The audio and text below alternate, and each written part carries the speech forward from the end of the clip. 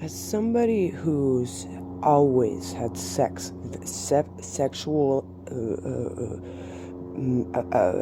sexuality as a part of her life, my entire life, since I can remember, when I was a young girl, I was dreaming about being in the Playboy Mansion. I'm talking my whole life that has been an aspect, okay? So it's not very weird to me. In fact, I think that it's sad that we can't have more adult conversations about things like sexuality because that specific energy is very potent in many ways. And if we all act like it's a sin to talk about it or like afraid of it, it's going to be really hard to really have real conversations about this stuff. Nonetheless, I'm bringing this up because this is too about respect within like, you can tell how young an elder is by their awareness of certain sexual innuendos. Like a lot of, you can tell like somebody who's like pretty, I want to pure or Puritan or just kind of sheltered, they're not going to understand. They might get like an inkling of this, of the innuendos. Here's a good example. But there's a guy who interprets music, and he was having rappers on his show, and he had I think Megan the Stallion, and I really have never listened to her, but this moment was profound because Megan the Stallion is who she is. She comes from a certain culture, okay, and you have to understand that that culture is has always been a part of our lives, and whatever you want to describe that culture as, we're used to it. It's always been there, and we know how to use our sexy. That's what I call it. Like putting on your sexy is when you know how to go out into the world and use your sexiness. And so this woman uses this line where she's doing a sexual move, and this man sits there and asks her to explain it to him. And I really genuinely do think this man didn't know what the line meant. I think he was like, what does this mean? And if I remember correctly, she kind of like avoided the answer because it was embarrassing. But what's embarrassing is that one side or the other of that conversation could be seen as good or bad, because that man that was asking the questions also comes from a very like conservative type, like he was classically trained in music. Like this man was like thinking about like Chopin and Beethoven, and so his mind, his culture didn't have that. And so it's not about like maturity even, actually, like it's like strictly like a cultural experience. And so when things like sex get related to maturity, like think about it, like in a lot of cultures, they say like women have to date older because they mature, like, or they say women mature quicker than guys do. And so that's why it's kind of okay for them. That's how my logic goes. That's why it's okay for them to kind of date older, because they mature quicker.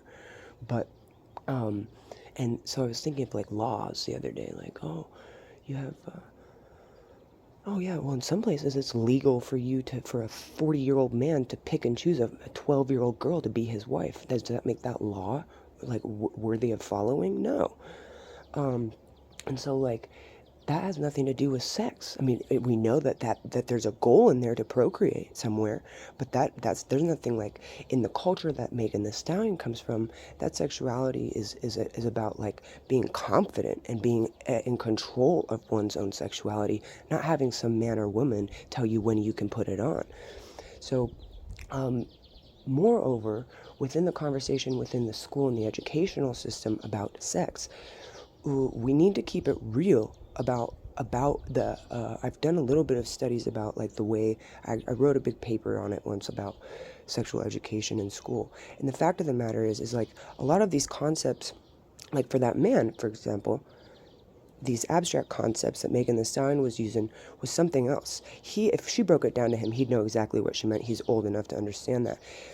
Biologically, he's old enough to understand that our bodies biologically start being able to procreate around our teenage years, men and women.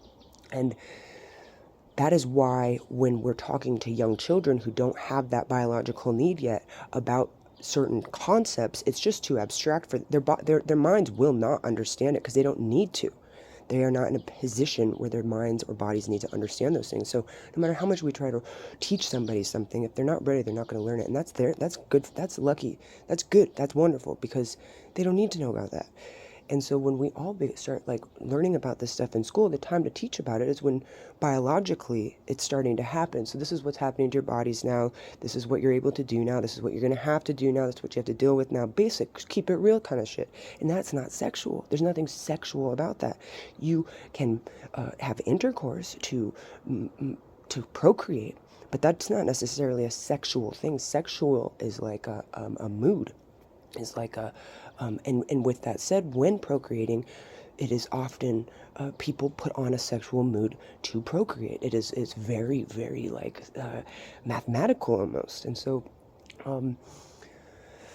yeah, so what I started out with was like with certain like elders, like this kind of conversation, I think most mature adults can have this conversation and not be like, oh, this is weird. We're using words and things, and like it wouldn't be weird. For other people that like the innuendo type, like I don't think it doesn't phase them because they don't know to look for it. It's like it's not a part of their culture, and it's not bad or good. Like that's why certain like jokes, I was thinking of more stand-up comedy actually, like some of these jokes are dirty jokes, but like it's not going to work in a certain crowd because they're just not thinking, they're thinking about knitting and I don't know, funny birds. It's like it's not the same kind of humor. And and literally like they won't find certain jokes that are about sex funny because that's not their culture. And it's not that anybody's being disrespectful. It's about just being aware of your audience. And I've had to learn that the hard way, believe me. One time I got banned from a coffee shop, and I purposefully played certain songs because I knew the crowd I had. And at the end of it, there was one person standing in the crowd doing a slow clap, and I considered myself a success at that point. But that was when I was like in a very rebellious state, and it's better to, like, I'm glad that guy clapped for me. That really did mean a lot. It was worth it. I would never take it back. But truly, some audience, like it is very important to honor your audience. Like the relationship that somebody has with their audience is very true. And I've studied different people with their audiences, and some audiences like would just die. Like think like Michael Jackson. My God, the world just practically ended when that man passed away. And like people like him, like just their audiences love them. And then there's other audiences who kind of watch people self-destruct on stage. And you can look into people like Bill Hicks when he stops smoking and drinking on stage with his audience, and he kind of calls them out like, you guys all just paid me for years to just like scream at you and get drunk on stage. You really think that's entertaining? Are we really that bad? Like, and so